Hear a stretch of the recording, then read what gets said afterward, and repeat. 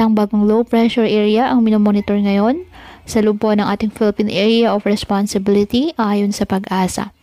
Huling namataan west of Puerto Princesa City, Palawan. Ang nasabing LPA ay mababa ang tsansa na maging bagyo, ngunit nagpapaulan na po ang trough nito sa ilang bahagi ng ating bansa. Samantala, ang Super Typhoon Bulavin ay patuloy pa rin po na kumikilos papalayo ng ating bansa. Nasa labas po ito ng ating PAR. Wala po itong direktang epekto sa lagay ng ating panahon. Ngayong araw, dahil po sa trough ng low pressure area, ang Occidental Mindoro at northern portion ng Palawan, asahan na maulap na halangitan with isolated rain showers or thunderstorms.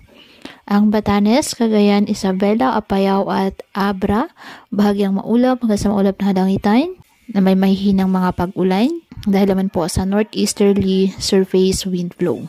Ang Metro Manila at nalalabing bahagi ng bansa, bahagyang maulap hanggang sa maulap na halangitan with isolated rain showers or thunderstorms dahil po sa trough ng low pressure area at localized thunderstorms. Kaya patuloy po na pinag-iingat ang ating mga kababayan sa banta po ng mga pagbaha or landslide, lalo na kapag may malalakas na ulan, at ugaliin po na magdala palagi ng payong o kahit anong panangga sa ulan kapag lalabas ng ating mga tahanan.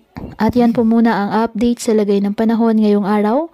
Muli patuloy po tayo na mag-ingat at palaging tandaan, God loves you. Stay safe and God bless.